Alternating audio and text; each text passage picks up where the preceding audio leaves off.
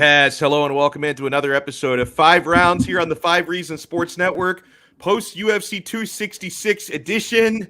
I'm the biggest Nick Diaz fan on the planet, so unfortunately we have a lot to talk about tonight. Before we get into it, I want to remind everyone that 5 Rounds is served by the Quarterdeck Seafood Bar and Neighborhood Grill. Hopefully you guys went out to one of the many Quarterdeck locations around South Florida to watch UFC 266 there. It was a really fun fight card, so you probably made some new friends, had a good time, and of course you didn't pay a cover charge. You do not pay a cover at any Quarterdeck restaurant to watch a UFC pay-per-view fight.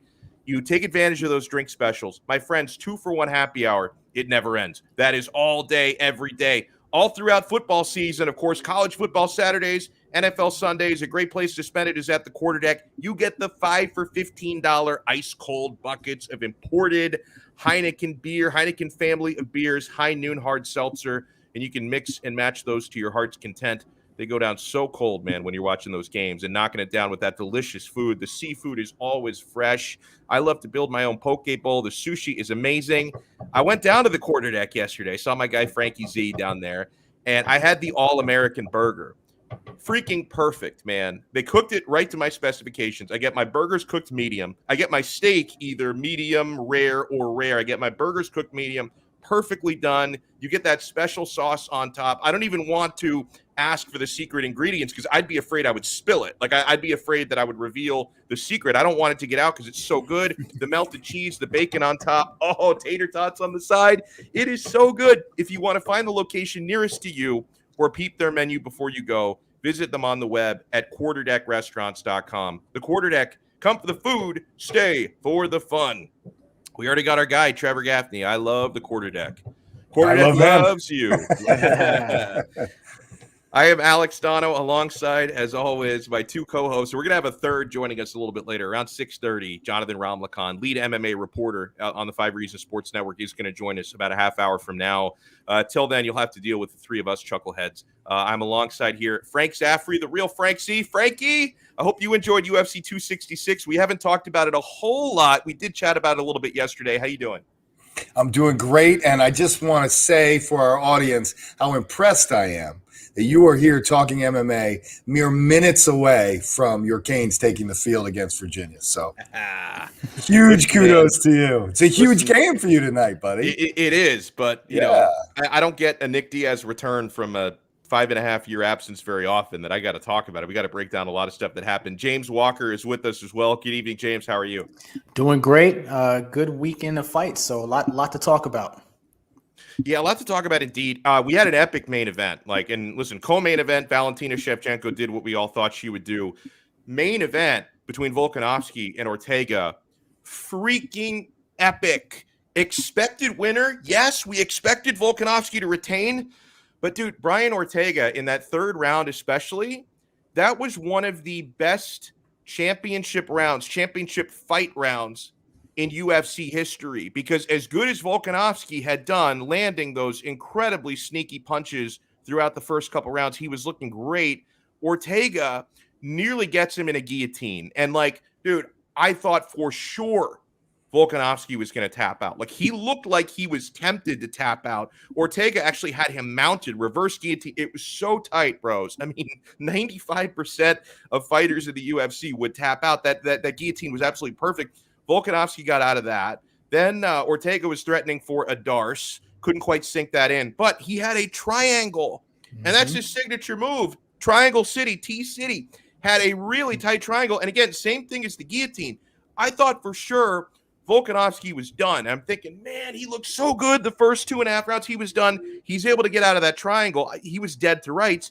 And then Volkanovski nearly separates Ortega's head from the rest of his body with that ground and pound at the end of the third round. And then the third round horn goes off.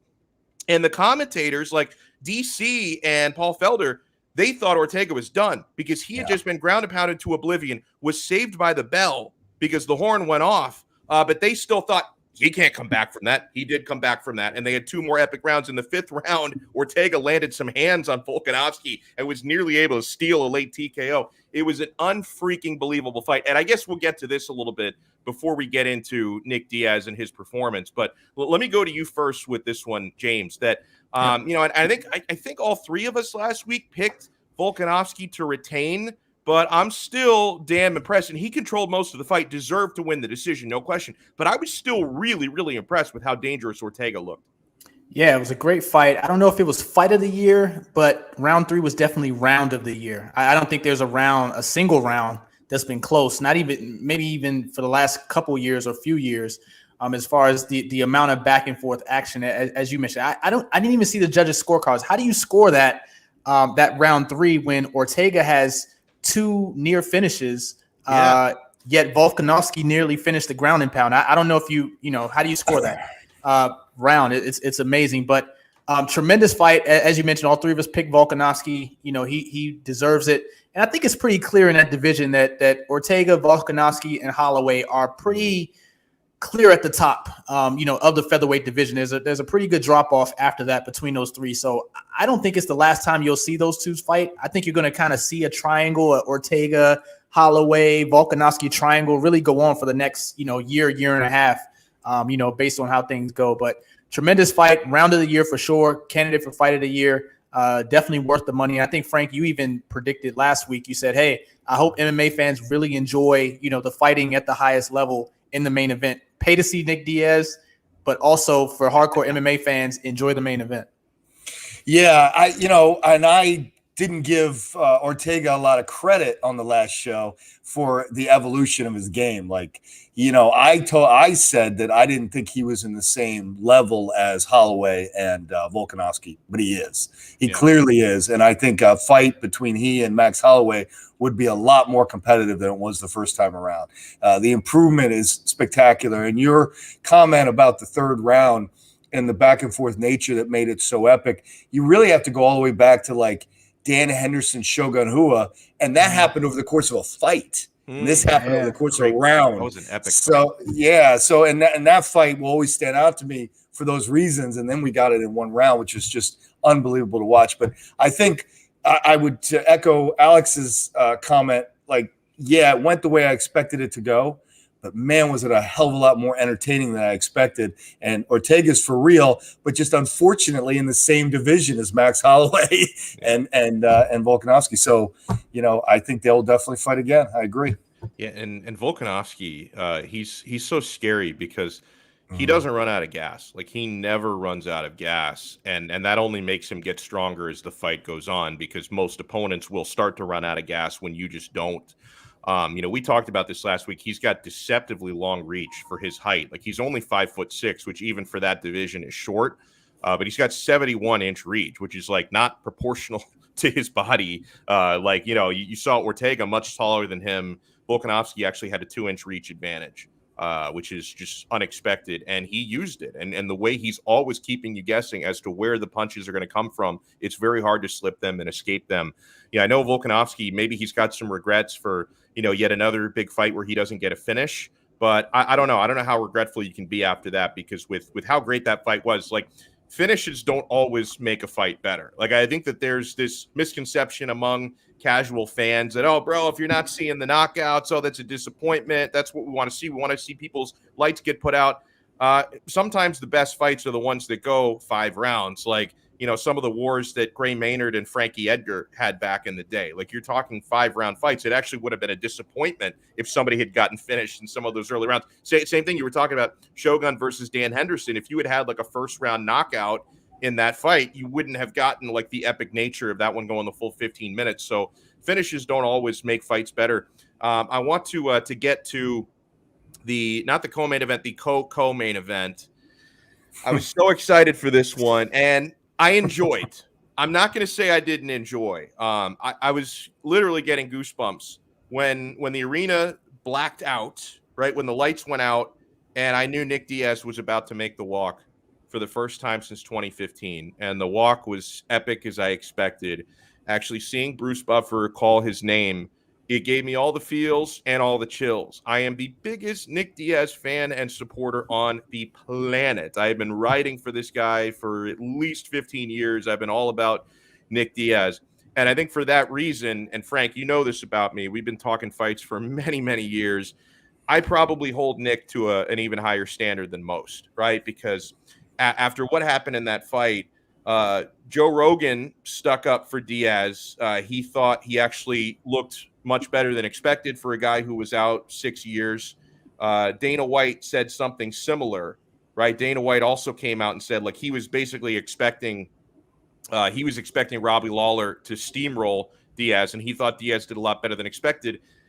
What really disappointed me about this fight is that from the opening horn, and when Diaz tried that like ridiculous kick, which would have been fun if it wasn't in slow motion, and then I saw him put his hands up and like start to throw these punches, and I'm like, bro, you're seeing what 6 years of inactivity in fights is going to do to you. And I know he's kept training. I know he's kept himself in reasonably good shape, but more on that in a moment.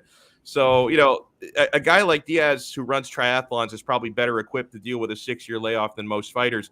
But I saw more Octagon rust than I expected and he's never been a lightning fast puncher, right? He favors accuracy more than speed, even when he was in his prime. But the punches were coming from slow motion. He did have some moments, and he did land some punches on Robbie. Lawler was walking him down for most of the fight, and Diaz actually did a nice job, connecting with his chin, landing some combinations. And then also, I'll be real with you here. I was disappointed with the way the fight ended. Ironic, and I'm sure Lawler loved this, he basically knocked down and ultimately finished the fight with the same punch that Nick Diaz knocked him out with 17 years ago. That short right hook. It was eerily similar to the one that Diaz put his lights out with. So that was a bit poetic for Robbie to stop the fight that way. He landed an uppercut as Diaz was going down to his knees. But Lawler backed away. He was going to let Diaz get up. And, the Diaz of 6 years ago, I think it goes without saying, would have gotten up and continued the fight because the guy could historically take a ton of punishment. The referee looks over to Diaz, and Diaz tells him, no, I'm done. I can't go anymore. He quit. And he may have saved himself here. I titled the episode this for a reason. Nick Diaz should never fight again, because that version of Nick Diaz that quit after getting knocked down by a punch by a 39-year-old man and threw as slowly as he did throughout that fight, did he give me some of his signature stuff, from 6, 8, 12 years ago? Yeah. But that's when you're going up against another guy who's washed up. Robbie Lawler was a bit complicit with that because at 39 years old, far removed from his prime, he's not what he used to be as well. So it's like, what do we do with Nick Diaz now? Do we keep exploiting him and throwing him out there so he can make some money? Is he like a guy who can actually climb the ladder and work for a championship? Absolutely not. And it's like, listen, I'm okay with his younger brother, Nate, taking money fights because Nate is still in his prime. Like, Nate can still throw, Nate can still scrap. But I look at Diaz and I'm saying, it's not fair to him. He may like making those big paychecks. He may want to do this again. I don't want to see him do it again, right? Because Nate Diaz still looks somewhat similar to the Nate Diaz of 4, 5, 6 years ago. Nick Diaz is nowhere near the Nick of 6 years ago. I don't want to see him go out there and take punishment, because guess what? If he fights somebody next time who's not 39 years old and washed up, something terrible might happen to him. I mean, James, I'll go to you first, because I think Frank might actually talk me a little bit back into the Diaz fandom. But James, I'll go to you first. What were your big takeaways from that fight? Yeah, man. Here's the macro view. Here's how I see the situation. This is where nostalgia gets us in trouble as MMA fans. And so we see Nick Diaz coming back, and we just magically expect the 6 years that he took off to magically disappear. And the UFC will play mind tricks with us. They'll show us highlights from 6 years ago. They'll show us highlights from 10 years ago. They'll show us Nick Diaz highlights from 15 years ago, to the point to where we're almost expecting that same retro Nick Diaz to walk into the octagon, when we kind of suspend disbelief that he's taken off 6 years. We don't have this suspended disbelief in any other sport. If a person took off 6 years in the NFL and came back at 38, we wouldn't have any expectations of him. If a person took off in baseball for 6 years and came back at 38, we wouldn't have any expectations of him. But for some reason, we kind of fall for this mind trick in MMA to where we just expect a fighter to take that many years off and be the same fighter that they were a decade ago. So, so that's our fault. I think that's our fault as fans to even expect a certain level, from Nick Diaz or anybody really that takes 6 years off and come back at 38. Should he fight again? Man, it doesn't look like he trained very much or trained very hard. Doesn't look like he had a good camp. He didn't cut any weight. That was, we see now, and the reason why. You can see it right in his midsection. And, Yeah, Alex M pointed out he was in a shape I've never seen before, completely out of shape. As soon as I saw him take his shirt off, I said, okay, that's why they had to do it at 185. Yeah, so part of that question for me is will he have a successful camp? Will he come in shape? Will he cut weight? Will he do all the things necessary to be the best version that he can be at 38? If he does that, I think he could fight again, but more so on the senior circuit, fight a Cowboy Cerrone, fight a, someone like that, sort of in his class at the moment. But if he's not going to do those things, and this is the version of Nick Diaz that we're going to see, there's really no reason for him to come back unless he desperately needs the paycheck. And I think he can make money doing other things that are much safer. That's my thought. Well, let me jump right in on your last thought. He can't, which is why he was there last Saturday. And look, it's a tragedy because Nick Diaz is way better than that. And he is still at this age. I got a news flash for you guys. After seeing the entire scene from, the comments leading into the fight, I hate fighting, blah, blah, blah. Why am I even doing this? Going back even further, taking a fight with Robbie Lawler. Clearly he needs the money, right? Clearly he's run out of money and he needs money. And he's not even in a position now to dictate who he fights. I'm just going to take a fight against somebody who'll stand and trade with me. And look, Dana White wants to put that kind of a match together anyway. But then there was this weird thing happens where Nick Diaz, triathlete, suddenly needs the fight to change to 185. And we're all kind of mystified at that, thinking, well, it's just a Diaz being difficult. But then I see his performance, and I realize the guy was hurt. The guy was 100% injured. And the tragedy of this is he got used. Dana White knew he was hurt too. They put him in there because they needed him on this card. And it pisses me off, actually, because the guy's so damn tough that he wasn't going to back out. So he's pissed off. He couldn't cut weight. He looked like shit. And he got in there and he got his ass kicked predictably, but he still outstruck Robbie Lawler. Fat, out of shape, injured Nick Diaz outstruck Robbie Lawler with more significant strikes. If that cat has a real camp and he's not injured, I don't know what was wrong with him. And, looking back at the fight and rewatching it, I'm thinking maybe it was back oriented because I couldn't see anything specific. Okay. But 100% the guy's hurt. And he's too tough to tell you about it. He's not going to tell you about it now, and he wasn't going to tell you about it then. But he needed the money, and it's sad. And it really upsets me because his legacy's tarnished. All anybody's talking about is he looks like slow-motion Nick who's running away and quit on strikes. The man was injured. There's no other explanation. He's the toughest son of a bitch alive. There's no way a Diaz brother's going out like that. You hit me in the nose, I don't want to fight anymore. Something was terribly wrong with him. And so I'm actually upset for him. I'm not even really a big Diaz fan, but I'm upset because he's catching shit he doesn't deserve. And I'm upset that his life has thrown him this pitch, right? To use another sports metaphor, that this guy, he had a run. He really does hate fighting. Yeah. He ran out of money. He got involved with some guys. He tried to articulate the story, but he got burned like on an investment or money he was promised, right? So hey, he's got to pick up the phone. Hey, Dana, I'll do it. I need the money. Who are you going to give me? And then it does seem kind of suspicious. Like, why now? Like when you've been away since 2015, and why Robbie Lawler? A fight nobody wanted to see again. Let's be honest, nobody except Alex. Nobody wanted to see that fight again. And I just thank God that he didn't fight somebody like a Kamaru Usman in his condition, because that could have been devastating. I've got a different. Hold on. I've got a different take on that. If he had fought Kamaru Usman, would have been a lot more motivated to train properly, probably wouldn't have. No, he would have had to drop out of the fight. Well, exactly. No, but Alex, he needed the money. He needed the money. Okay. He would have showed up. He would have taken the fight. He would have gotten crucified out there. Kamaru Usman would have eviscerated that fat version of himself. I mean, so I just thank God he fought a washed-up Robbie Lawler, so that hey, look, It was an entertaining fight, I guess. I mean, he did outstrike Robbie Lawler. Well, and in hindsight, that was probably the right fight to make because remember James a few months back when we were talking about maybe Diaz versus Chimaev.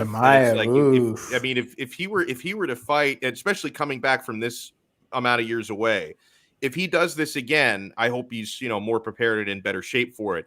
But yeah, coming off a 6-year layoff, if he had fought somebody younger and more dangerous in 2021 than Robbie Lawler is. This could have been ugly. So actually, I mean, for anyone who was criticizing the matchmaking, if you're insisting on Nick Diaz fighting again, this was the right way to go. I don't know if you could have made a better match than this. He's not coming back. He got a check, and he's going to go out and try to make money another way. He never would have come back if he didn't get burned. I really believe he got burned, lost the money he had, or got into some kind of trouble. He doesn't want to be there. He was there for a paycheck, and then he had to follow through with it injured. And it sucks for guys like Alex who love Nick Diaz, and that's your final act. He's got a ring of weight around his belly, and he taps out to a punch in the nose, which is no two things could be more antithetical to Nick Diaz. Yeah, I know. It's true. That's and true. I hope impeccable shape, and he never stopped. Would never quit. No, yeah, would never quit. Yeah, I hope the real story comes out someday. If it's a year from now or something like that, I hope they at least tell the real story. I hope somebody is. Yeah, James. I hope somebody in his camp will just step up and say it for him. Yeah, because he's too proud to say it. And also, if he tried to tell you, you probably wouldn't understand. Right. Because he'll tell you the whole story. Like because Nick, he can't just get to the point. Like he can't tell you, "Oh, I fought hurt." He's gonna say, "Well, yeah, a few months ago, I was working out. And, I was in there sparring, and just these killers." And he'd go like a 10-minute story to get to the point where he hurt his back, and he would like give up telling the story 3 minutes in. And you would never hear the punchline. So no, we would never know. So let's get the consensus before we move on to the toss-up. Frank, I think you already tipped your hat to this. Do you ever want to see Nick Diaz fight again? Yes or no? No, I don't, because I don't think he wants to be in there, and I don't want to see him forced to do it again. So I hope he finds something in coaching or some other avenue that he can support himself. He's got a lot to teach people, but he doesn't want to fight. So I don't want to see him do it.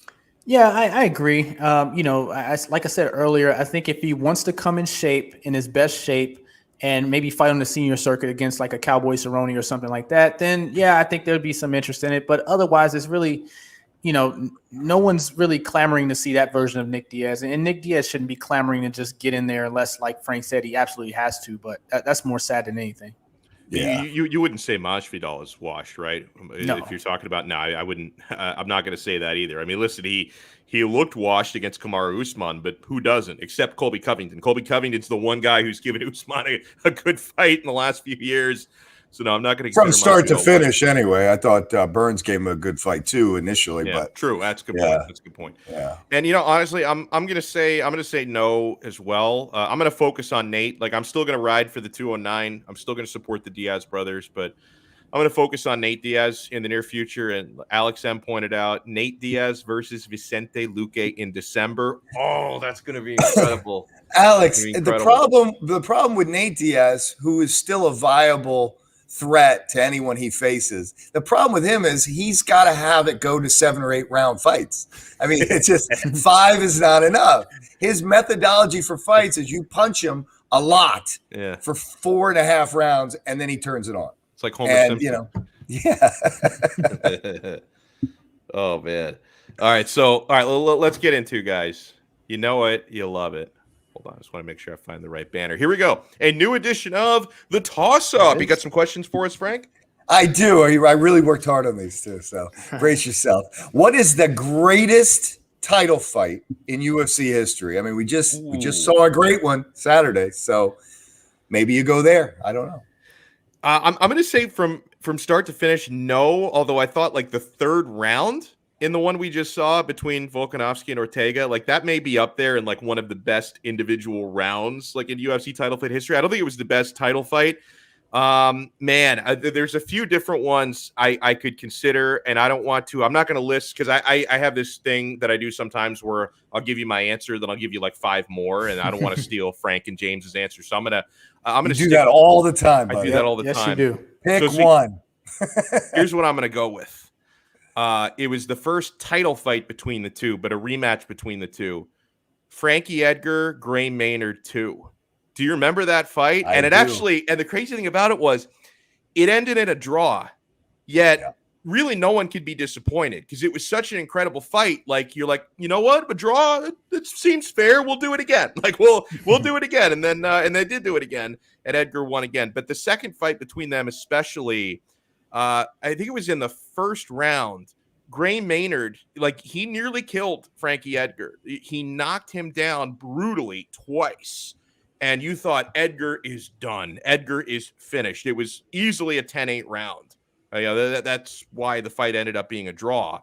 And you're like, how is Edgar going to recover from this? And he actually finished the fight very strong, had his own moments, nearly won the fight on a few occasions. It was fantastic. And now that I'm bringing this up, it's been several years since I watched that fight from start to finish. I got to go back into the archives and watch that one again, because I can remember the friend's house I was watching it at. I can remember jumping up and down and just being like, this is incredible. And I can even recall before they read the scorecards, I was telling my buddy Sal, I think this is going to be a draw, and I don't give a shit. That was fantastic. Like, I don't care. Like, if nobody gets their hand raised here, that's fine. Like, I was good with that. James, we'll go to you next. Best title fight in UFC history. Yeah, mine is pretty recent. I'm going to go Kamaru Usman, Colby Covington 1. I just thought two guys that just really kept the same high pace for the entire 5 rounds. And the thing that really separates this title fight for me among all the other great title fights is you actually had a finish.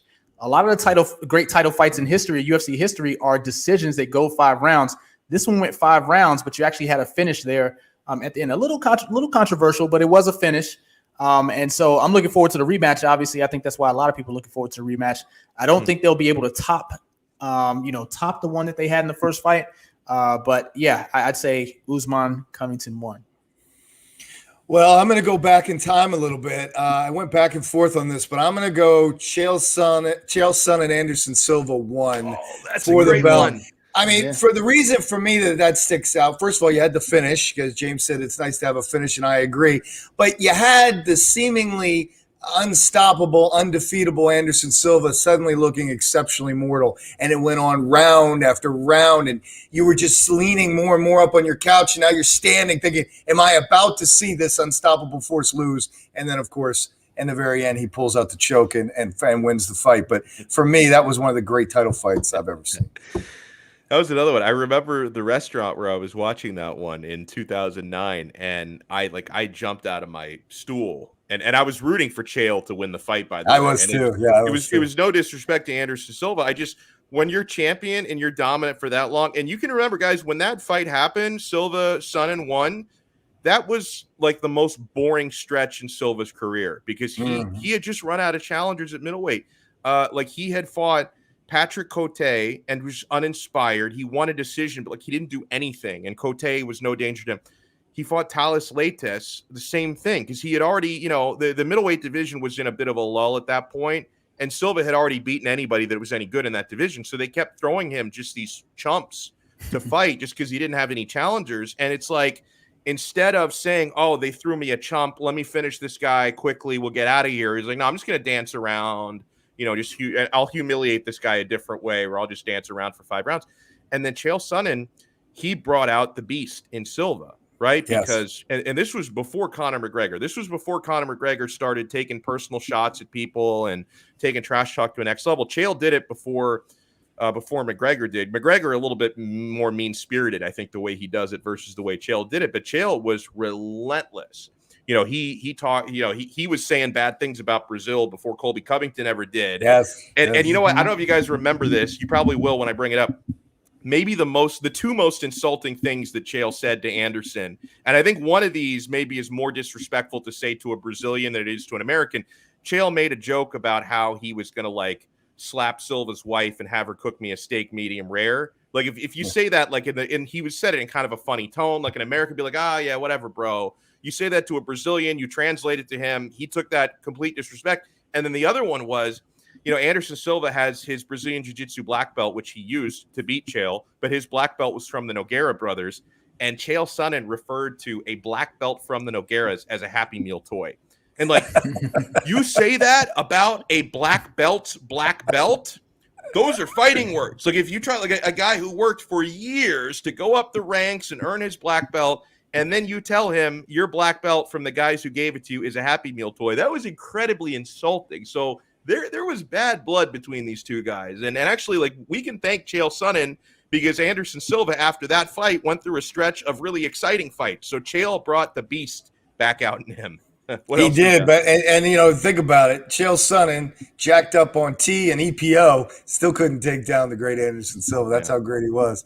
All right, who are you picking this weekend in the UFC? Johnny Walker or Thiago Santos. I believe Santos is like a minus 150 favorite. You're going to have to remind me, Alex. I think Johnny Walker, plus 250? I think plus like plus 215 maybe. 215. Sorry. So, okay. yes, Plus 215. Santos is a slight favorite. I'm going with Thiago Santos. You know, anytime Johnny Walker fights, and he's on a tough stretch. He's lost 2 of his last 3. Thiago Santos has lost 3 in a row, but he lost fights to the best guys in the division. He does own a victory over Jan Blachowicz, and he actually fought very well against John Jones, despite blowing out both of his knees in that fight. I'm going with Thiago Santos. A lot of it is based on his experience. This is the biggest fight of Johnny Walker's career, and it's like barely top 5 for Thiago Santos. I mean, he's been in bigger fights than this one. He's seen everything. His power is really dangerous. Walker, really creative. He might catch you with a crazy knee, a crazy elbow. I just think Thiago Santos is the better overall fighter. I think he's going to get it done. I think it's going to be exciting because Johnny Walker can bring a brawl out of him. I see Santos winning it by knockout. What about you, Frank? Oh no, it's James first. Oh, sorry, James. Yeah, I'll go first. I'm going with the underdog in this one. You mentioned Santos on the 3-fight losing streak. He has not looked the same since blowing out both of his knees. Really, since that John Jones, he hasn't looked nearly as athletic, nearly as aggressive, nearly as just in terms of letting his punches go. What really brought him to the dance to get him that John Jones fight was he was really aggressive in using his power, and he just hasn't seen. To really bring it. I think he's really struggling after 2 ACL surgeries. I mean, that's a tough thing to go through for any athlete. And he just doesn't look like the same fighter to me. Not to say that Johnny Walker is a world beater, but he does have that potential to really get hot. And he's much more athletic. I would say overall, he's a better pure athlete than Thiago Santos, especially at this point. But yeah, not the experienced fighter, not as good of an all-around fighter, but I just have a feeling there'll be an upset in this one, especially, seeing Thiago Santos in his last 2 or 3 fights. Look, I'll go Santos, but I'm just going to say what I always say when we talk about this division. Why are they all in Bellator? Why is Yoel and Bader and the rest of them, why are they all over there? I mean, I don't think this will rate very well, unfortunately. John Jones, in the absence of John Jones, it's a who cares division. We'll talk about John Jones later, but go ahead. Tyron Woodley actually followed through with the bet and got a Jake Paul tattoo. Should he get the rematch? Does he want the rematch, and should he get the rematch? I think he wouldn't have gotten the tattoo if he didn't want the rematch. That's the only reason why. And so, honestly, yes. I don't want to see it. I don't care to watch them fight again. I don't. But if you are going to go through with getting another man's name tattooed, I love Jake Paul tattooed on his fingers. And it's like, listen, I know it's not like on his forehead or something, but it's visible where he got it. You're going to get I love Jake Paul tattooed on yourself to get the rematch. Paul owes it to him. I mean, Jake Paul is a Class A D-bag if he doesn't give Woodley the rematch after he went and got the tattoo for the rematch. So, yeah, Paul owes him one. They need to run that one back. What do you think, James? Yeah, I agree. They should have the rematch. And I didn't really care for the first meeting that much, and I don't care for the rematch. But there's a lot of people out there, a lot of casuals, apparently, who paid for the first one, and I think a decent amount of them will pay for the second one. So, I mean, that's a whole nother topic, the sport of celebrity boxing, all that kind of stuff. But give them the rematch. Why not? Especially if they can make money, got the tattoo. I don't really care for it. I'm not tuning in anyway, so it doesn't matter to me. Look, it's so funny to me. Each guy, like Jake Paul, had absolutely in a million years does not want to fight Tyron again. And Tyron absolutely did not want to get a tattoo that said, I love Jake Paul. But one of them, right, had to give in. And Tyron, his desire was so strong that he got that tattoo. So that's it. Jake Paul's got to fight him. I mean, that's it. He was counting on Tyron not getting that tattoo.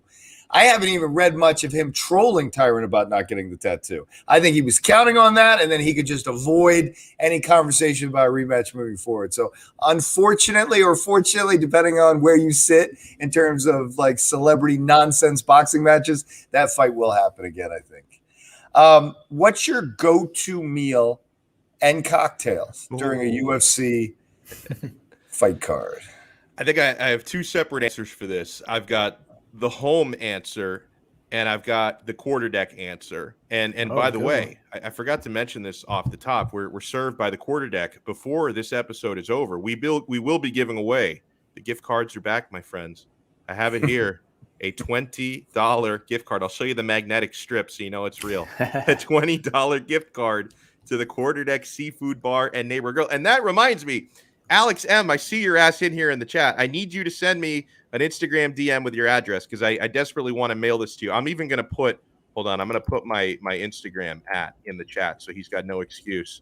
Unless he did DM me and I just missed it. I hope not. Because the thing is, like, I get some like real people who will DM me on Instagram, and then I also get like the porn spammers. And I don't know, maybe sometimes I see my inbox full. I'm like, oh, it's the spammers again. Let me go look at all these pictures. No, I ignore them, but but it can be hard. So I put my my Instagram handle is there in the chat. You guys, I put it through the 5 Reasons Network. Alex Donno IMCF. If you want to, please send me a message to get your address. So. Kind of my go-to tradition at the Quarter Deck, and you can watch every UFC pay-per-view fight there for 0 cover charge. I love the buffalo shrimp. Sometimes I'll go through 2 orders. I will share. Like if you see me there eating buffalo shrimp, I will share with you. I'm not that greedy. Sometimes I'll get on the second order, and I like the 2-for-1 margaritas because I'm a huge margarita fan.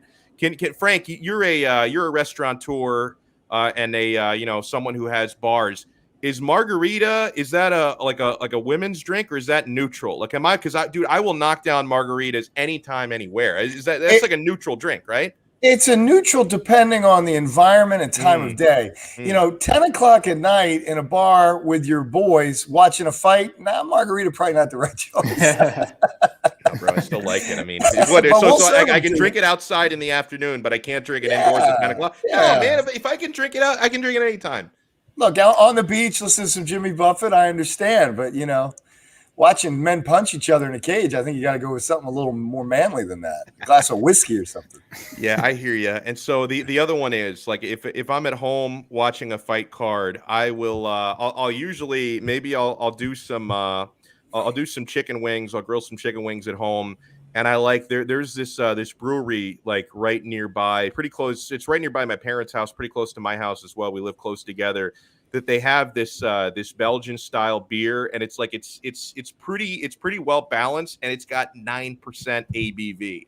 So it's like it's really strong. So you have like you knocked out a few of those, and they have like dine in there, but I'll go and get the beer to go because they put it in those the crowlers, those cans. So I'll get a couple of those, the big ones. And you have like 3 of those at 9% ABV. You are feeling nice after that. So those are my go-tos. What about you, James? Man, you guys are maniacs, man. Maybe it's my lifestyle. I have 2 toddlers at home. So I watch most of the time at home. I'm not eating at 10, 11, midnight. I don't know about you guys, but I don't eat that late. So when I'm at home, I'm usually not eating when I'm watching my UFC fight cards. But I do sometimes eat during the prelims. I will say prelims, 7 o'clock, stuff like that, 8 o'clock. That's all good. But as far as the quarter deck is concerned, since you're on the topic of the quarter deck, when I do go to the quarter deck to watch fights, my favorite item on that menu is the buffalo chicken sandwich with the sweet potato fries. That was my order. I usually get that most of the time when I'm there. So that's when I am out that late, but usually I'm at home. I'm not eating at 10, 11 at night. Sorry, man. I agree with you, Jay. I don't eat that late either. But, my drinking choice depends on how emotionally invested I am in the sporting contest. So, and that goes for my Notre Dame football issues as well. So, like if it's a card where I'm interested but not really emotionally involved, it's Bacardi and Diet Coke for me. If I start to get really invested, it's just glasses of straight tequila. And that's what I was drinking after Nick Diaz lost. I'm like, all right, give me some tequila. Yeah. All right, that was it. That's all the questions I got, Donna.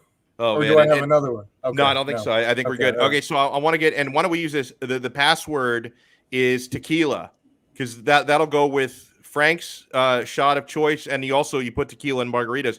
So the first person to type this word into the live chat, tequila, can win this $20 beautiful gift card to the Quarter Deck Seafood Bar and Neighbor Grill. And you can drink those 2-for-1 margaritas and tell me, hey, you can drink those whether it's 10 p.m., 4 p.m., midnight, because sometimes I will keep ordering those at midnight.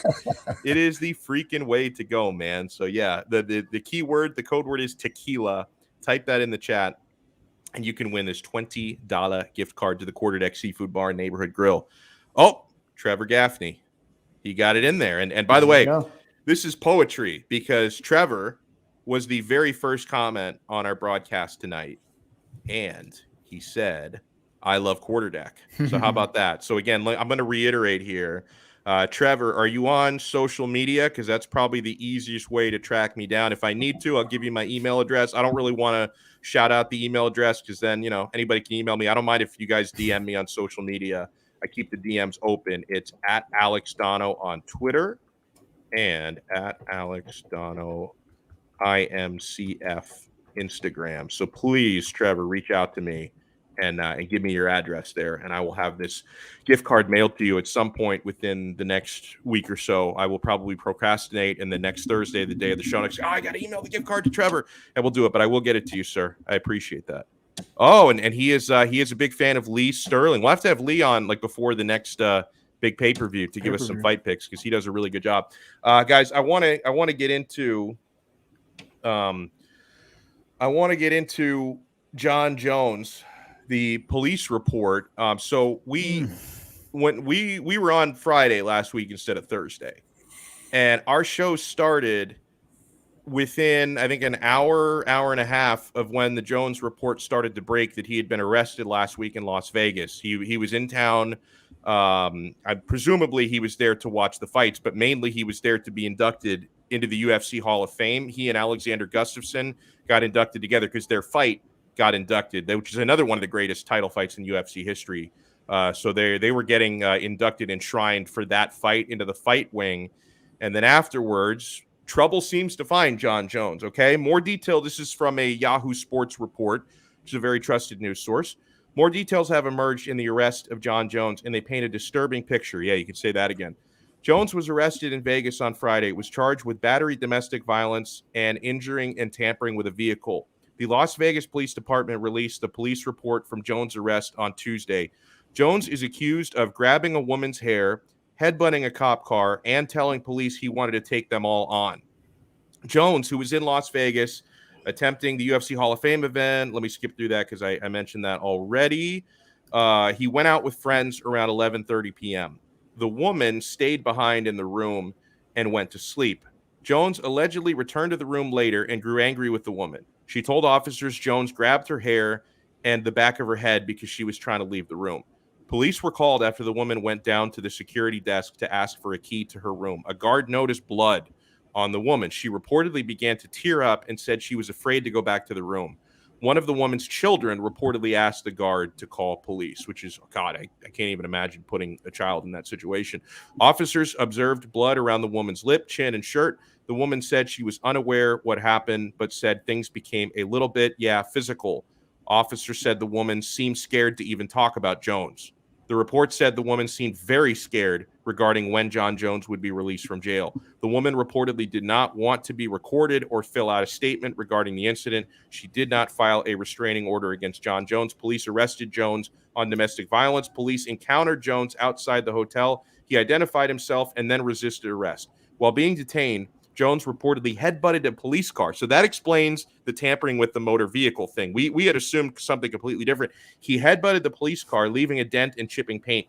Police said Jones's mood alternated drastically during the arrest. He broke down in tears and alternated between being calm and angry while speaking with officers. When informed of the charges, Jones reportedly joked about the arrest and told police he would like to take us all on and see what we could do.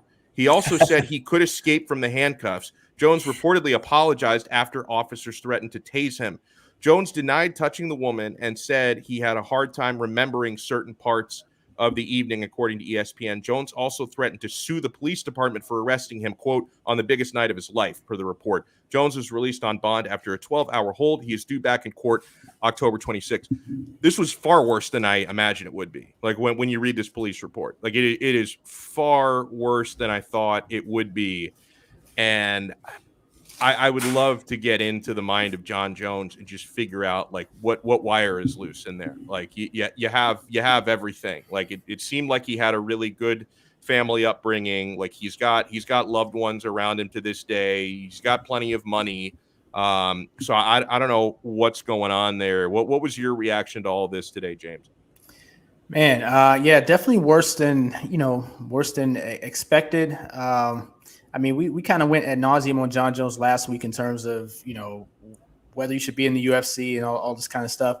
I just don't see any reason for the UFC to keep him, man. I just don't. And I know you can play the whole Darth Vader angle and with him coming back and everything, but is it worth it? I just don't know if it's worth it. I mean, does the UFC have a code of conduct? And if they do, are they even enforcing it? I mean, you have in the NFL, when a player does something, this against the law or something like that, right away the conversation is, oh, he's going to get suspended 4 games, he's going to get suspended 8 games. Maybe he'll get suspended the whole season. Maybe the team will cut him. All those kind of things. John Jones has been able to run amok pretty much for a decade, really with not many consequences, if any consequences. And I think that's part of the problem. I think that, yes, 90% of it, probably 80-90% of it is on John Jones, but the UFC's also enabled him. Every time he's able to come back, they let him back in, and he's able to be the same John Jones he was before. So why would he, unless he's self-motivated, which he's clearly not self-motivated to change, but why would he change? He's gotten away every single time to come back and be the same John Jones that he was before and probably make more money with each fight.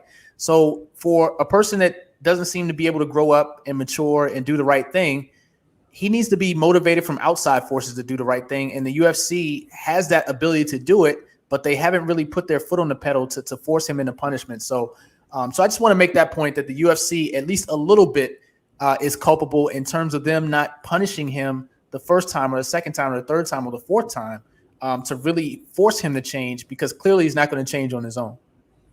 Well, James, you bring up the code of conduct.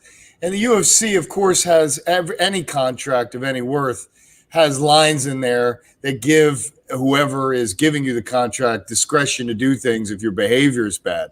But unlike the NFL, where they're the only place that you can play professional football and make money, and if they suspend you 4 games or 8 games or cut you, you're not going to run to a competing league and give the NFL a hard time. The UFC's in a tough spot.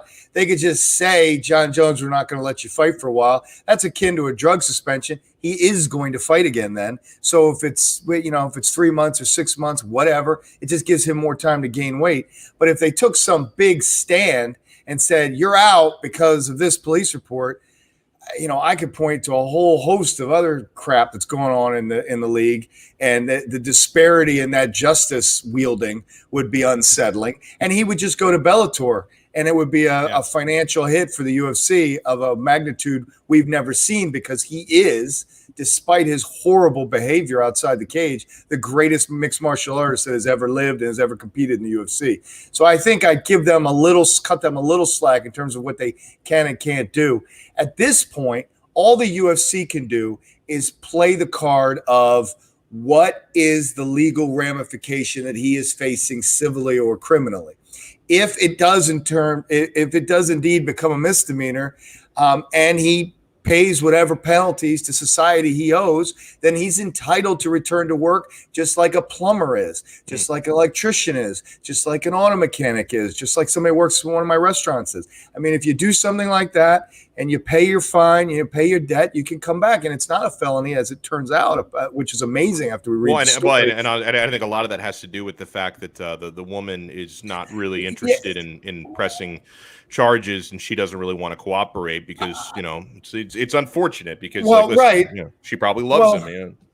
Well, yeah, but and I want to say something about that too, because it sounds like I'm defending bad behavior, and I'm not. I'm just trying to kind of explain how this is going to play out. And the other part, James, you referenced the NFL. The NFL, who was that guy from the Ravens that hit the girl in the elevator? Ray Rice, thank you. Yeah. They weren't going to do anything until a video surfaced. Yeah. So it's like, it's one of those things where she says this, the circumstances seem bad, but I'll tell you what, if there was a video in that hotel room, I'll bet you the UFC would have to get rid of him no matter what the cost would be. And that's a shame in our society that it's like that. But unfortunately it is. But anyway, I think it's going to play out where the UFC has to sit back, see what the judicial ramifications are to his crime. And then he comes back. And I know I argued about this last week, but I think he's every bit the draw that he was, but I think this time because people are angry and they want to see him lose. Just like Floyd Mayweather made a ton of money like that. I mean, I referenced him last time, but he's a great example of how much money he can make. He did a hard time, and like he came back was not any less. Look at Mike Tyson went to jail. Mike Tyson went to jail for rape. Yeah, and he came right back to boxing because it's the kind of sport where they don't have a monopoly on your career. Another promoter will take you. Another promotion will take John Jones. If he wants to make millions of dollars fighting, he'll do it in the UFC or he'll do it somewhere else. UFC doesn't have control of that. And I don't know, and I'd love James's opinion on this because you covered team sports at the highest level. Is the standard for behavior just different for team sports? Because like if someone does, the things over the years that Mayweather did, what Mike Tyson got locked up for, the things that John Jones has done, some of the things Conor McGregor has done, it's like you're representing, an entire team and you're representing, an entire organization. Now, some could say, well, the UFC, I don't know. I think a promoter is a little bit different than like representing the NFL Shield. So is there a different standard for team sports versus individual sports? Because it's like when you're a prize fighter, probably even when you're like a tennis player, like it's easy to say, well, listen, whatever he's done, that's on him. Like that's not, you don't have a team to blame for it. And like, listen, we're allowing him to work, but he's an independent contractor. Like, I don't know. Like, I feel like the standard, I don't know if it should be or shouldn't be, but I do feel like the standard is different. Yeah, it's definitely a different standard. And the UFC and whatever MMA organization, they can kind of stiff arm and keep a distance and say, well, that's John Jones. That's not the UFC. Where in the NFL, when stuff like that happens with Ray Rice or things like that, it seems to go with the shield a little bit and seems to tarnish the shield a little bit. Like, oh, players in the NFL do X, Y, and Z. And in a team sport, you're easily replaceable. You can replace a running back. You can replace a linebacker. You can replace – can you replace the greatest fighter perhaps of all time, who's still maybe towards the end of his prime, but still pretty close to his prime. So there's those things going on. But, man, I think, Frank, excellent points all around. It's just something about the cumulative effect. This isn't a one-off with John Jones. I think you got to add on the first infraction, the second infraction, the third infraction, the fourth infraction. This is probably the fifth or sixth infraction, with John Jones. You can't just keep every time he messes up, just say, oh, it's a one-off. And since it's maybe this one isn't as bad, maybe he'll just come back next year. Oh, maybe the third one isn't that bad. Maybe he'll just come back in 6 months. You just got to add it up and say, okay, this is the total package that comes with John Jones. Are all these infractions as a total package worth what you're getting in the Octagon? I think it's a good argument because John Jones's talent is immense. You can make the case that it is. But I just think at this point, I mean, look, he doesn't have the title anymore. He could go to heavyweight and have one of the bigger fights, but in MMA over the last several years. But he doesn't seem worth it to me anymore, especially now since he's already been out for almost 2 years and the UFC is thriving and is as strong as it's ever been without a John Jones fight over the last year and a half. So it just doesn't seem worth the headache at this point. You talked about the shield in the NFL, and I like that point because I think what the shield is really about, not to be cynical, is advertisers. Yes. So it would be very interesting to see who picks up the phone and calls Dana White and says, you know what? If that guy is in your cage, we're not interested in being a part of this anymore. Who's making that call? Because that's what Manscaped, DraftKings, like that's the thing. Modelo.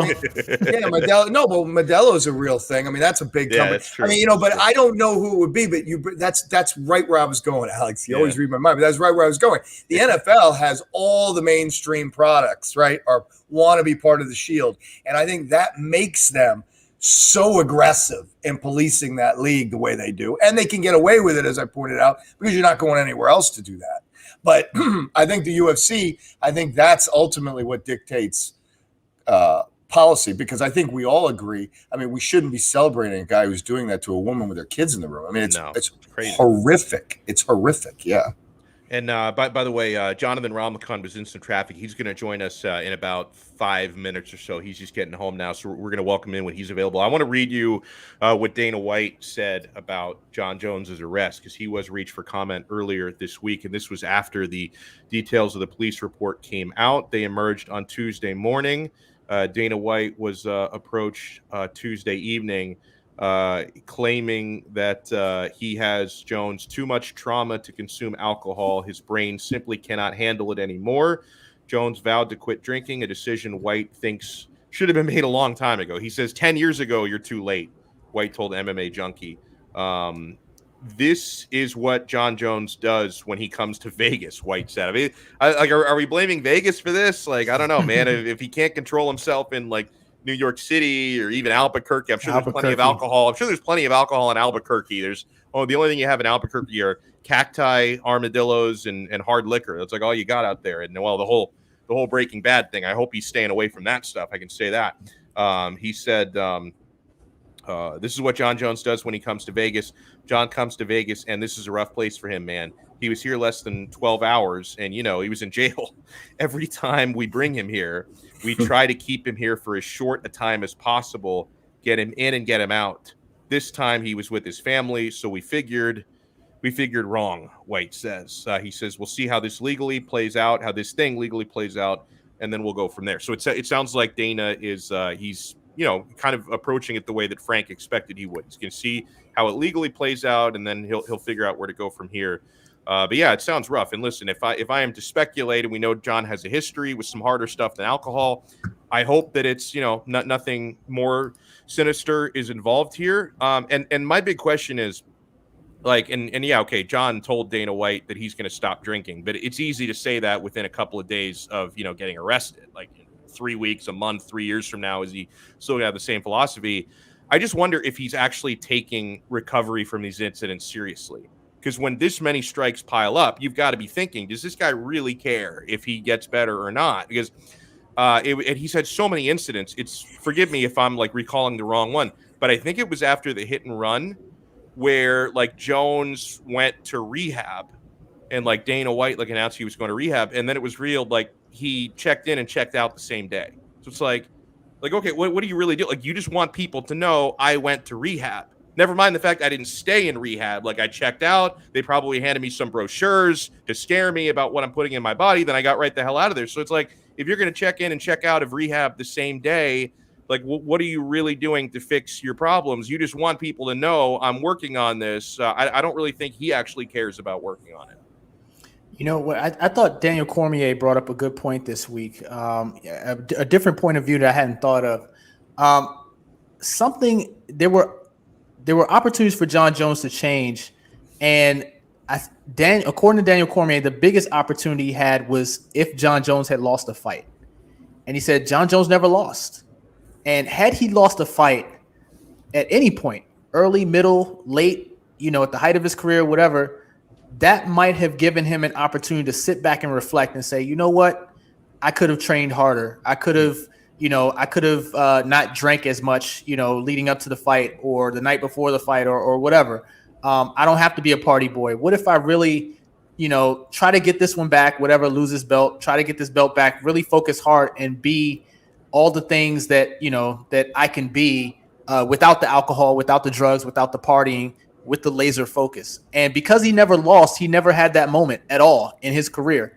And so Daniel believes that, had he suffered that feeling that most fighters do, very rare do, every fighter goes undefeated. Had he suffered that kind of loss, maybe he would have had that perspective much earlier in life where it would have been early enough to kind of save him and let him have that. But since he just never had that, he just ran roughshod through his entire career. He just really doesn't feel a need to change. He can kind of keep the same habits and still go on to have one of the greatest MMA careers ever. I think the problem started with his split with Rashad Evans. I think that he had a coach and a mentor and somebody that was looking after him and that he was looking up to. And I think he respected Rashad. And I think that relationship was keeping a borderline narcissistic, megalomaniac kind of personality in check. He was like the little brother. Yeah. And I think it was unfortunate the way the UFC played the situation.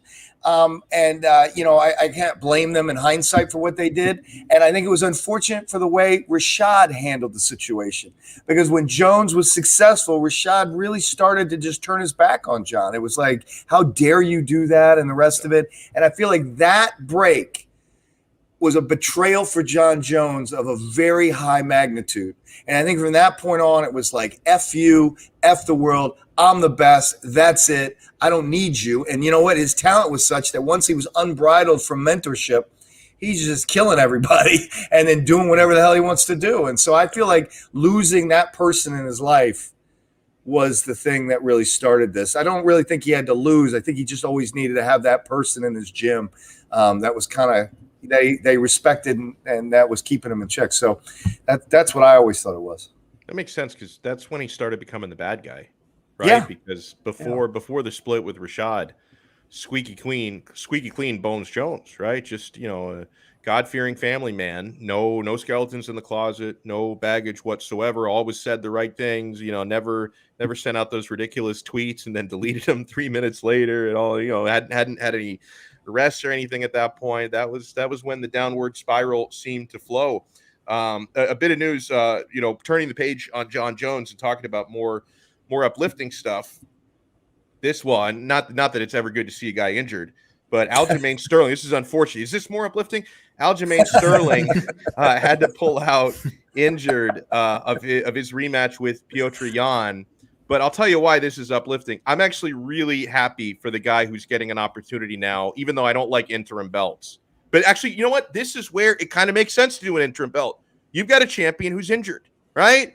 I mean, my guy, Francis Ngannou, got completely screwed over when he wasn't hurt. He just wanted to, okay, can I wait 1 extra month to fight? No. We're going to create an interim belt. Forget about it. We'll create an interim title. So, like, when a champion gets injured, this is actually when you need an interim belt. So maybe this isn't so bad. But I'm really happy that Corey Sandhagen is getting this opportunity to fight Piotr Jan and fight for the interim belt because, guys, I thought maybe robbery is a strong word, but I thought Corey Sandhagen won his last fight against TJ Dillashaw. I thought he should have gotten his hand raised, and he didn't. Like, I thought it was pretty straightforward. Okay, Sandhagen won that fight. They raised Dillashaw's hand. I thought that was an injustice. So the fact that Corey Sandhagen is getting this opportunity to fight Piotr, and he might win. He might win. Did TJ turn down the offer? It had to go to TJ first. You would think. I mean, it right? had to. Technically won. It's going to be a better sell. Yeah. I mean, just from that standpoint, it would be a better sell. I'm telling you right now, the behind the read between the lines thing is TJ wanted no part of him. I think I'm not positive. I think he might be injured. That might be why. That might be why. Scared. You heard it here first. Yeah, because maybe this is for October 30th, UFC 267. So apparently Sandhagen was ready to go. TJ Dillashaw was not, but I love that fight. Let's bring in the fourth member of our crew tonight. He is the lead MMA reporter for 5reasonsports.com. Three-piece combo himself, Jonathan Romlycon. Jonathan, how you doing, man? Dude, I'm doing good, man. I'm doing good. Thanks for having me on. How are you all doing today? No worries, dude. Doing great. And let me get you in on what we were just talking about, that Corey Sandhagen is going to get this interim title shot against Piotr Jan at UFC 267. And even though I usually don't like interim belts, like in this case, Sterling is injured. Like, this is actually the time where it kind of makes sense to do an interim title where you actually have an injured champion. You're not just screwing somebody over like they did with Francis Ngannou. And like, I love this for Sandhagen because I thought he won that fight against TJ Dillashaw. I thought he should have gotten his hand raised. So I love this opportunity for him, and he might even be able to win this fight.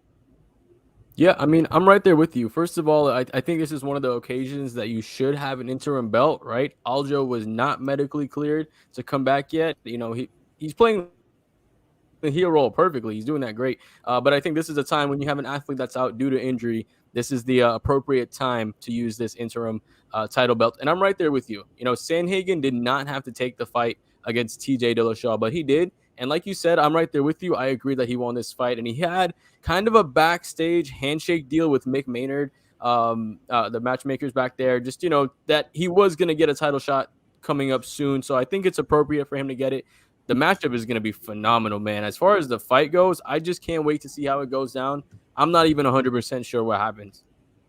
Yeah, definitely. You know, something I wanted to go back and get your take on.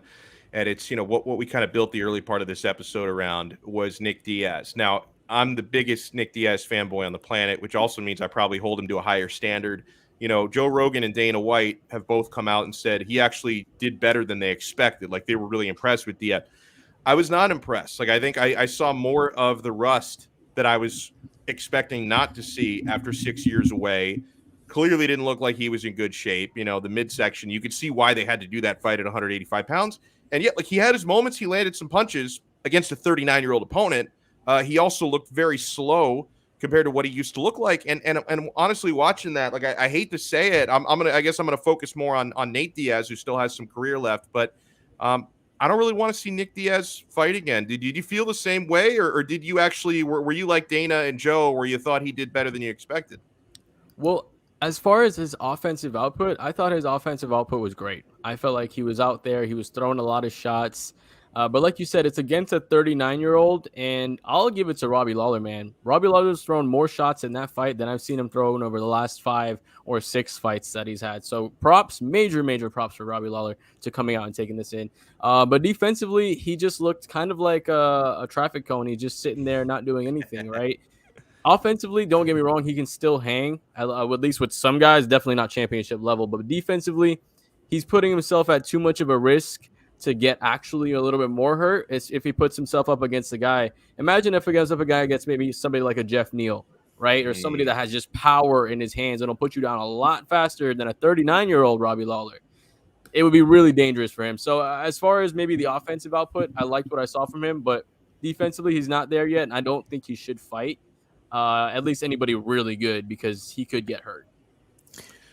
Jonathan, what's your take on the whole Jon Jones saga? Where do we go from here with one of the most dynamic talents ever, but also one of the most controversial figures outside the cage?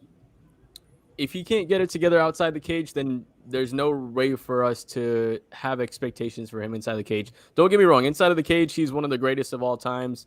You know, he's had his stints with everything. I mean, what hasn't he had? Go down the line, right? He's probably filled up a bingo card worth of different type of things that can go. He's lived a very full life, that Johnny Jones. Yeah, exactly. So, I mean, it sucks. It definitely sucks because now do we ever see Jon Jones versus Francis Ngannou, which could have been the biggest heavyweight fight of all time? Don't know if that happens. Dana White probably doesn't care. Dana White probably is still going to book the fight when he comes back. I mean, Jon Jones is a moneymaker. Dana White feels that Jon Jones is the GOAT. He personally calls Jon Jones the GOAT. So I don't think as far as a business standpoint, we'll see a crazy amount of thing happen to Jon Jones. It'll be a lot of public outcry at first, but it'll settle down. It's normal Jon Jones business at this point.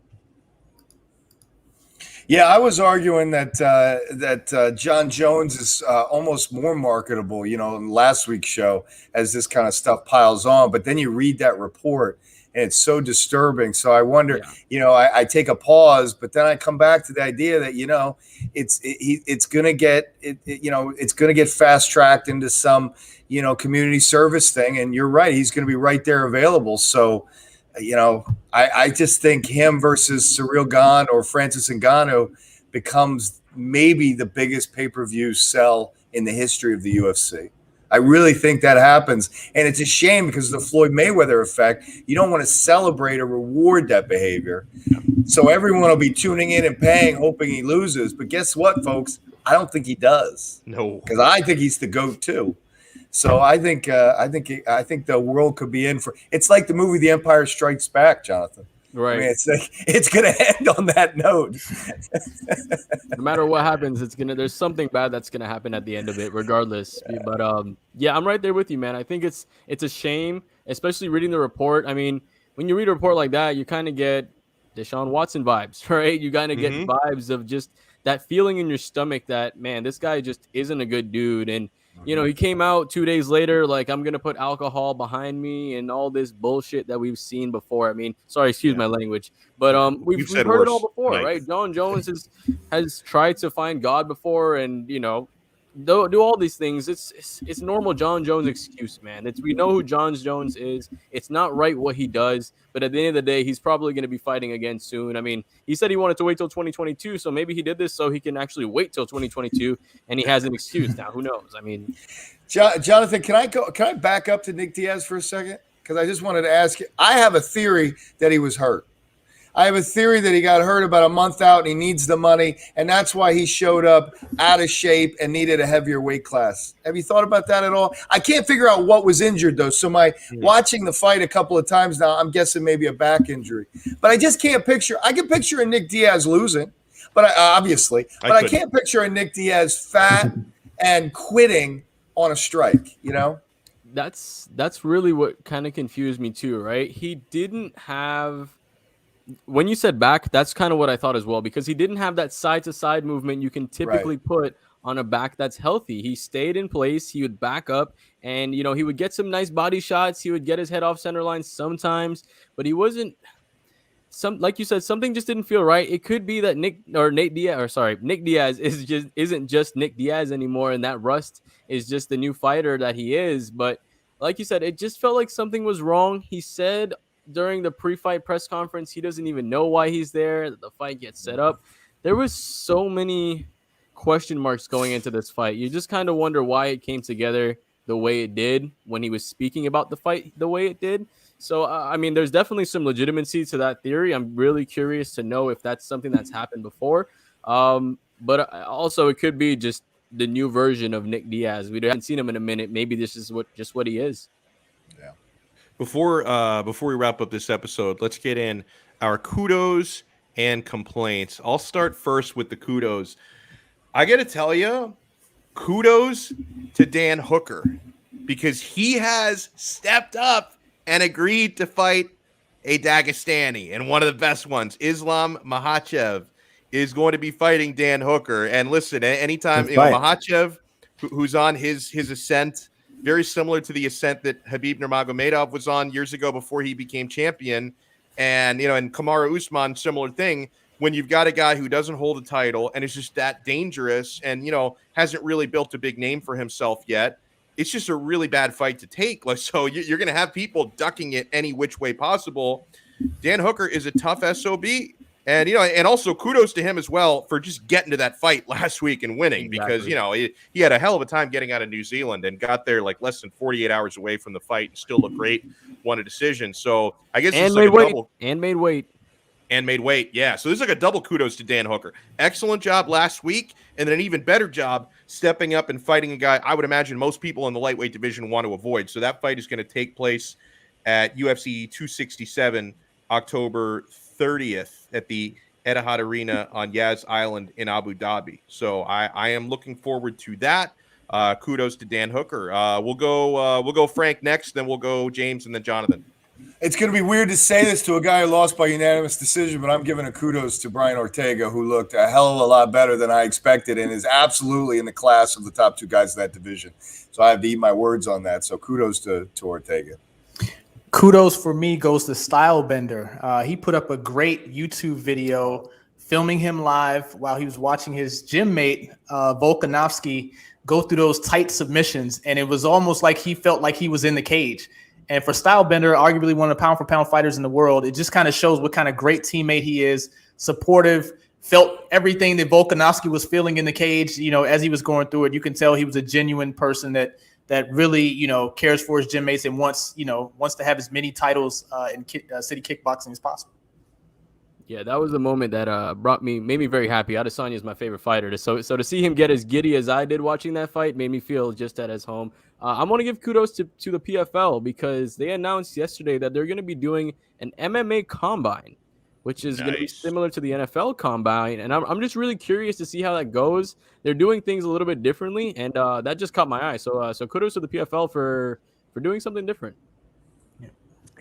Guys, honestly, I have a hard time coming up with a complaint. I guess maybe my complaint would be, I wish the Miami Dolphins looked better last week. No, I'm going to direct my complaint to Johnny Bones Jones. It's like, dude, 10 straight years you keep getting into trouble. And yeah, it's easy, like Jonathan said, easy to say now you're giving up the sauce, just a few days after you were arrested in an alcohol-related incident. Like, come on, dude, show it to me. You're too important. I want to see Jones versus Ngannou.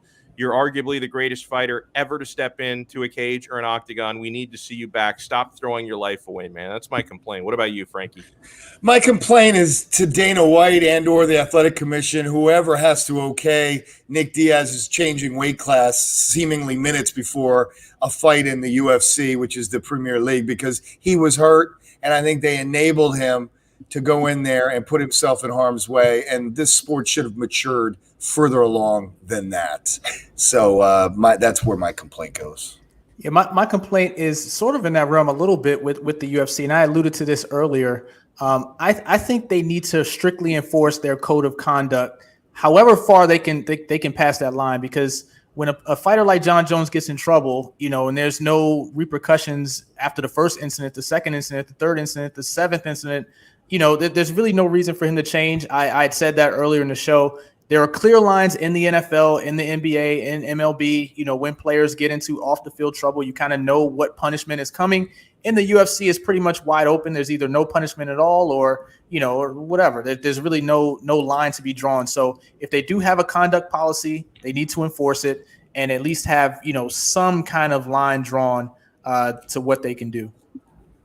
I'm going to give my complaints to Lauren Murphy. You're going against the greatest flyweight of all time in Valentina Shevchenko, but you can't go out there in 4 rounds and only land 11 strikes. You have to do a little bit better than that. I mean, she was there, standing there, doing absolutely nothing, waiting to cash a check, Jonathan. Yeah, you were just there. You were just getting that participation award. So come on, Lauren Murphy, you got to do better. I want to give a shout out to Michael in the comments. Definitely kudos to Volkanovski for getting out of those 2 tight submissions. Oh my God. That mounted guillotine had me screaming. He was done. I thought he was done. Screaming, and I was shaking. I remember shaking. And then when he got into that triangle, another moment where I was like, this guy's done. This guy's done. And kudos to Volkanovski, man. He's proving a lot of people wrong. I mean, I was one of the guys I thought Holloway won the fight, but you can't doubt or discredit this guy and his championship mentality and his championship heart, because he fought through the biggest amount of adversity that he could possibly face.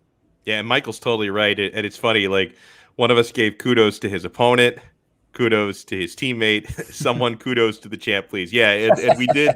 If you want to go back, Michael, and watch the early part of the show once the replay is up, we gave our recap of that fight. I thought it was unbelievable. That's a brilliant text. I love it. It's true. It's so true. It was a what brilliant kind of show fight. are we doing here? Yeah, and Volkanovski, the rightful winner, he was in control of that fight. Landed some amazing strikes. I mean, nearly killed Ortega with some of that ground and pound. Like, it was hellish. Like, for as much as I thought Volkanovski was done in the triangle and in the guillotine, I thought Ortega was done at the end of the 3rd round when, he was saved by the horn, right? But the camera was right over his head and he was like unconscious, like, oh my God, he's done. DC and Felder thought he was done and he kept fighting and actually had some moments, landed some big punches. Like, it was incredible. It was incredible. So yeah, I think they both deserve kudos. Like, you were right to give kudos to Ortega, Frank. And I think we can also give kudos to Volkanovski. So that was incredible. On the way out, I want to allow you guys to promote anything you want to promote. Jonathan, I know you're very busy throughout the channel. When's the next time people can see you, hear you, read you? Well, I'll be dropping an article tomorrow about the 5 takeaways from the PFL press conference. Of course, that the finals are going to be up in a month. But Saturday, one of my favorite fighters, Kevin Holland, he's going to be fighting. So I'll be doing a post show for that show as well live. Of course, main event, Johnny Walker versus Thiago Santos. That's going to be a fun one as well. And then, like I said, we got Kevin Holland versus Dawkins in the co-main event. So it should be a good one. I'll get you covered in the post-fight show. What about you, James? Yeah, you can always check out theathleticmentor.com. That's for high school prep athletes who are looking for mentorship and help and guidance in terms of college scholarships. And also just check me out on Twitter at James Walker NFL. Nice. Frank, you want to promote that Twitter account of yours you're trying to steer people away from? Get over to the quarterdeck to watch the Canes. They're done with the SEC. They're done with the Big Ten. Right. They begin the ACC march to a title tonight. Get over there and have some drinks with me and watch it. Get on over to the Quarterdeck Seafood Bar and Neighborhood Grill. Huge thanks to everybody who tuned in, especially those who participated in the live chat. We love the interactions. We love all of you. For Jonathan, for James, and for Frank, I'm Donno. You see where to follow me on Twitter at Alex Donno, and I'll be back on streaming live tomorrow at noon for the final Donno Daily of the week on 5 Reasons Sports YouTube. We will talk to you guys then right here on the 5 Reasons Sports Network.